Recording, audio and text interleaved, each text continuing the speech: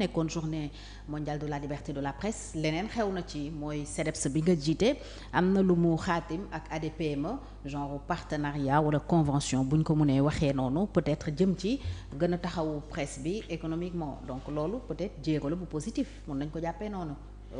bu kilifa yi jëm ci presse bi.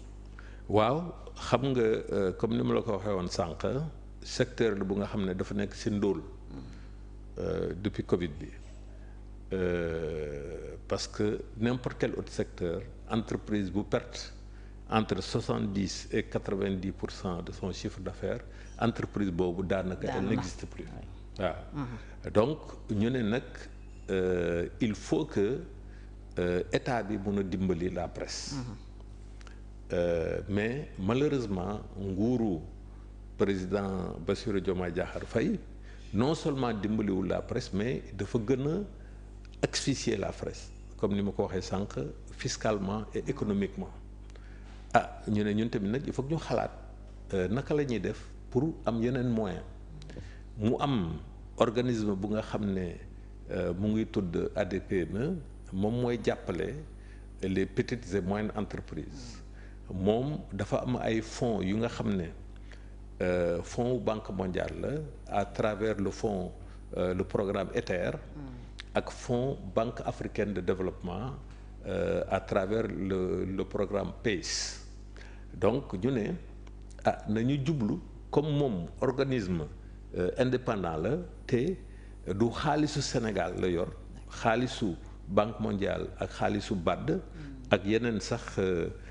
te bailleur de fonds donc ñun nañu dem xool naka la ñu mën a remplir conditions yi nga xam ne moom la bailleur de fonds yooyu tëral pour ñu mun a bénéficier ci fonds yooyu donc loolu buñ koy def daanaka dans le cadre de la recherche de fonds pour la restructuration du secteur de la presse daanaka alternance politique amagul woon sax dégg nga parce que donc ça n'a rien à voir ak régime bi fi nekk. ça n'a absolument rien à voir sauf que léegi ku jiite ADPME nouveau régime bi moo ko fal. dégg nga mais. tàmbaliwul ci moom processus bi. non tàmbaliwul ci moom donc mais quand même ñun ñu ngi rafetlu le fait que bien que moom ci régime bu bees bi la bokk. mais dafa liggéey de manière professionnelle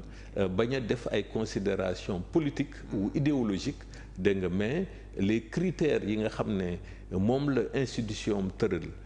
avec les bailleurs de fonds dégg nga mu daal di koy respecter ok donc loolu ñu rafetlu ko loolu mooy ñun dañuy rechercher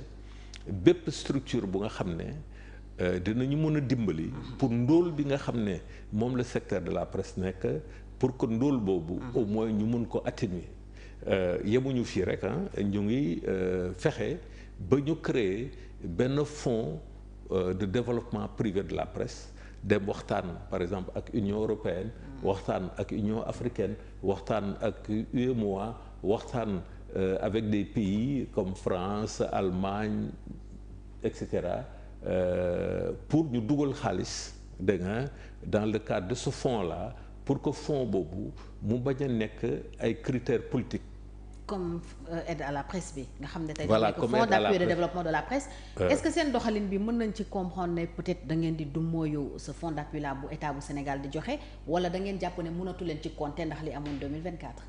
non li amoon 2024 ba léegi ñu ngi koy ñaawlu. c'est-à-dire que nguur gu bees gi moom moo deful liggéeyam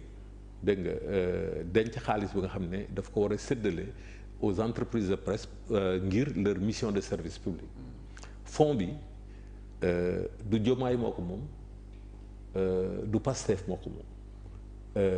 fonds wu citoyen sénégalais yi suñu lempo man ak yow. c'est le contribuable sénégalais. voilà c'est le contribuable sénégalais moo kii donc fonds boobu am nañ ci droit parce que dañuy remplir mission de service public maanaam nag du ñun ñoo jiite réew mi ñoom malheureusement ci seen gis-gis dañ ko war a bloquer. dégg nga parce que waruñu jox ay entreprise de presse yi nga xam ne ñoom dañuy yaakaar ne dañ leen di xeex dañ leen considérer comme ay adversaires politiques donc ñun ñu ne dinañ continuer di réclamer le fonds d'appui de développement de la presse mais aussi ñu ut yeneen pexe yi tey mooy contrat convention bu ñu signé ak ADPME et comme ni ma la waxee bëgg nañu signé ak yeneen convention ak yeneen réew yeneen structure pour que presse bi bañ a dépendant uniquement ci état bi dégg nga muy matière publicité muy matière ay subvention donc loolu tant que defuñu ko alternance bu ñëw dégg nga dafay ëlbatiku contre la presse. parce que da ngeen di wéeru ci état en quelque sorte. Exactement. pour mën a dund mais bala nga ne naam ne fa doyen xam nga ne presse fan yi mi ngi ci jafe-jafe organes yu bëri ñu tëj leen au nombre de 381. tëj nañu wala dañu war a tëj ndax considéré nañu ne méngoowuñu ak charte code de la presse charte yi war a tax maison organe de presse mun a exercer loolu tey fan ngeen ci toll lan mooy situation bi réellement ndax àjjuma bale ci kaw ministère de la communication jox na ndigal si on peut le dire comme ça ministère de l'intérieur pour ñu convoquer ñenn ñu sant leen sax ñu tëj seen ay organe de presse arrêté diffusion bi ak parution pour les journaux tey lan mooy situation bi fi ñu toll ñeenti fan weeru mai. waaw situation bi évolué na bu baax a baax ñu ngay sant yàlla mais dama bëgg a fàttali ne dama ne sànq dafa am étouffement fiscal mu am asphyxie économique léegi nag càppaandaw bi mooy négation de l'existence juridique des entreprises de presse ministre de la communication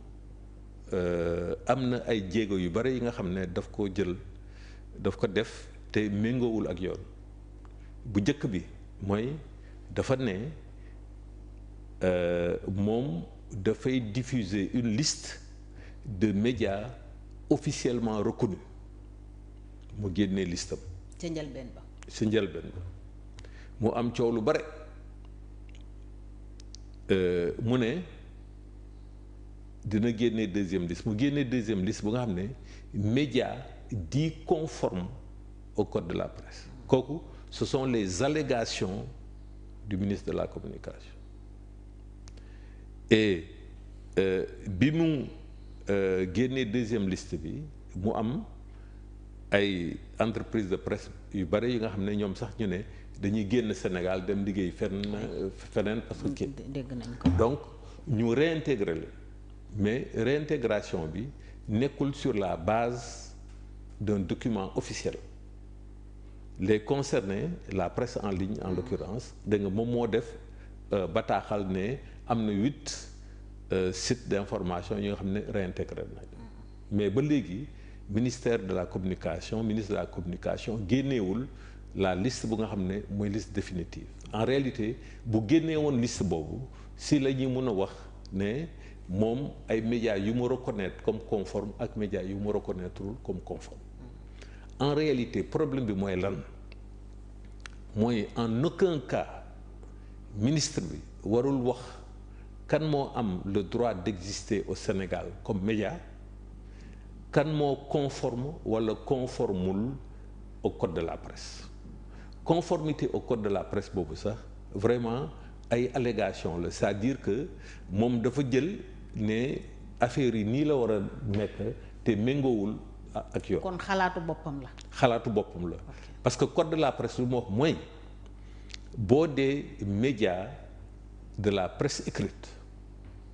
lenn lañ la ñaan bu fekkee ne